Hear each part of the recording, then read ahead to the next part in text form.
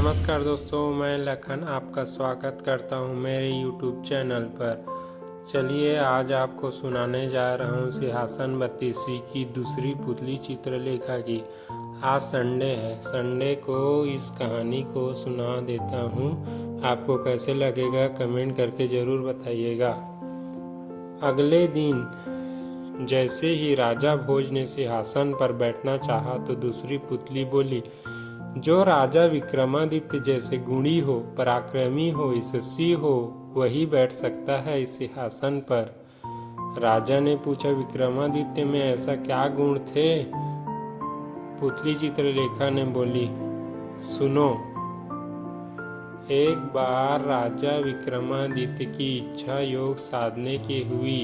अपना राजपाट अपने छोटे भाई भृतहरि को सौंपकर अंग में भभूत लगाकर जंगल में चले गए।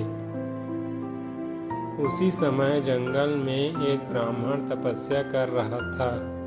देवताओं ने प्रसन्न होकर उस ब्राह्मण को एक फल दिया और कहा, जो इसे खा लेगा वह अमर हो जाएगा। ब्राह्मण ने वह फल को अपनी पत्नी को दे दिया। पत्नी ने उनसे कहा, इसे राजा को दे आओ और बदले में कुछ धन ले आओ। ब्राह्मण ने जाकर वह फल राजा को दे दिया। राजा अपनी रानी को बहुत प्यार करता था। उसने वह फल अपनी रानी को दे दिया। रानी का प्रेम शहर के कोतवाल से था। रानी ने वह फल उसे दे दिया। कोतवाल एक वेश्या के पास जाया करता था। उसने वह फल वेश्या को दे दिया। वेश्या ने सोचा कि मैं अमर हो जाऊंगी तो भी पाप कर्म करती रहूंगी। अच्छा होगा कि यह फल राजा को दे दूं। वह जिएंगे तो लाखों का भला करेंगे। यह सोचकर उसने दरबार में जाकर वह फल राजा को दे दिया। फल को देखकर राजा चकित रह गए। उन्हें बहुत अचंभा हुआ। उन्हें सारा भेद मालूम हुआ तो बड़ा दुख हुआ।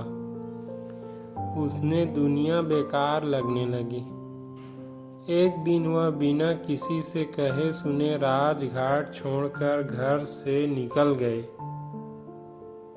राजा इंद्र को यह मालूम हुआ तो उन्होंने राज्य की रखवाली के लिए एक दूत भेज दिया। इधर जब राजा विक्रमादित्य की योग साधना पूरी हुई तो वह लौटे। दूत ने उन्हें रोका। विक्रमादित्य ने उनसे पूछा तो उसने सब हाल बता दिया। विक्रमादित्य ने अपना नाम बताया, फिर भी दूत ने उन्हें न जाने दिया। बोला, तुम विक्रमादित्य हो तो पहले मुझसे लड़ो। दोनों में लड़ाई शुरू हो गई। फिर विक्रमादित्य ने उसे पछाड़ दिया। फिर दूत बोला, मुझे छोड़ दो। माफी मांगने लगा, मैं किसी दिन आपके काम आऊंगा। इतना कहकर पुतली बोली, राजन सुन रहे हो मैं जो बोल रहा हूँ? क्या आप में इतना पराक्रम है कि इंद्र के दूत को हरा कर अपना गुलाम बना सको? इस प्रकार दूसरा दिन यूं ही निकल गया। तीसरे दिन तीसरी पुतली चंद्रकला ने सुनाई नई कहानी। नई कहानी सुनना है तो आपको संडे तक वेट करना है। ठीक है, संडे को नई कहानी सुनाऊंगा और ये कहानी को आपको ज़्यादा से ज़्यादा शेयर करना है।